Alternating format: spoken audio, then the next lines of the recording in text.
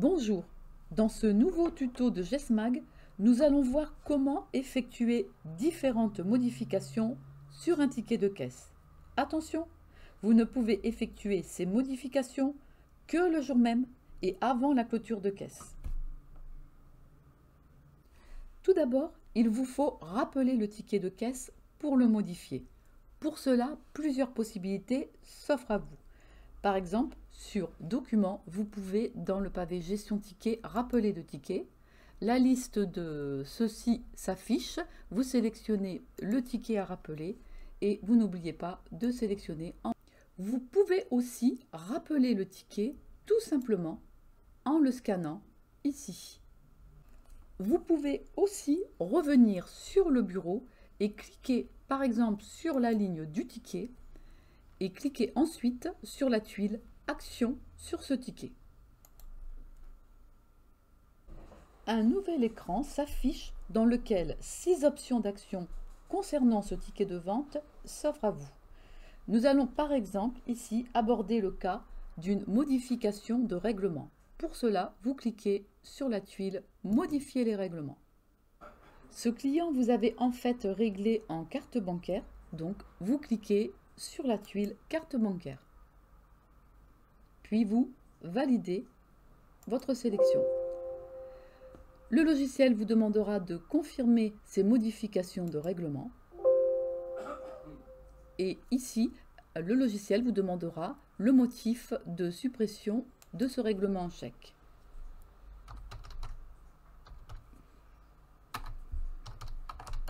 Ici, vous marquerez par exemple erreur de saisie.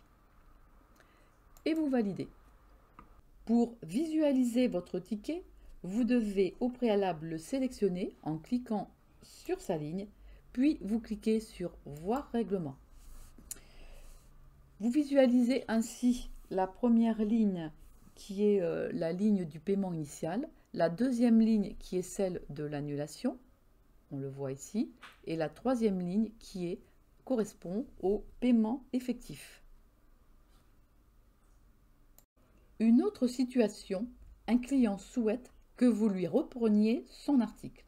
Comme vu précédemment, vous sélectionnez l'article, puis vous cliquez sur Action. Puis vous cliquez sur la tuile Faire un retour. Deux possibilités s'offrent à vous.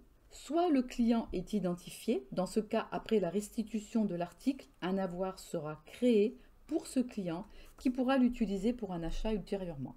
Soit le client n'est pas identifié, dans ce cas, lui-même ou toute autre personne présentant ce bon d'avoir pourra l'utiliser pour un achat.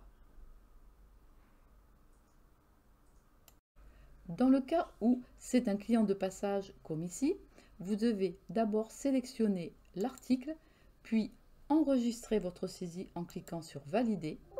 Le logiciel vous demandera alors de confirmer pour ce client de passage la création du bon d'avoir. Le logiciel vous rappelle qu'une fois l'article retourné, vous ne pouvez plus réaliser d'action sur le ticket, ni l'annuler, ni le transformer en facture.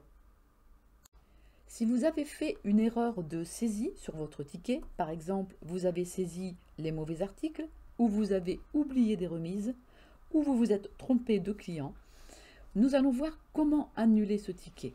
Comme précédemment, vous allez sélectionner le ticket et cliquer sur Action, puis vous cliquez sur Annuler le ticket.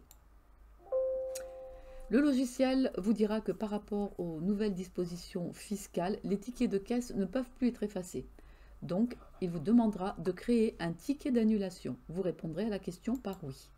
Il vous redemandera de confirmer à nouveau ce choix en répondant à nouveau oui, en créant le ticket d'annulation. Vous pourrez aussi saisir le motif de cette annulation. Puis, vous cliquez sur Valider pour enregistrer le motif. Votre ticket est à présent annulé. Pour visualiser l'annulation de ce ticket, à partir de l'écran principal, vous cliquez sur Gestion vente journée. Vous accédez à un nouvel écran où vous voyez ici sur cette ligne apparaît le ticket initial et sur cette autre ligne apparaît l'annulation du ticket pour cette vente. Si vous souhaitez transformer un ticket en facture, à condition qu'il ne soit pas clôturé, après avoir sélectionné ce ticket comme vu précédemment, vous cliquez sur la tuile « Transformer le ticket en facture ». Cela signifie qu'un avoir de contrepartie sera créé et qu'une facture sera elle aussi créée. Vous devez à présent rechercher votre client dans la liste de ceux-ci et le sélectionner.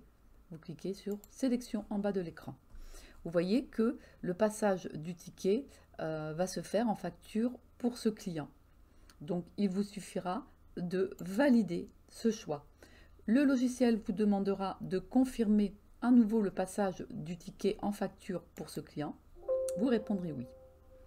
Vous pouvez y indiquer aussi un motif. Vous pouvez à présent procéder à l'impression de votre facture.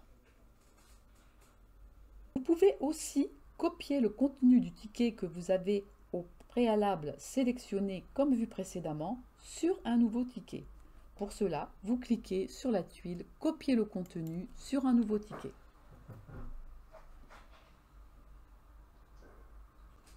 Vous pouvez à présent procéder à l'encaissement de ce nouveau ticket.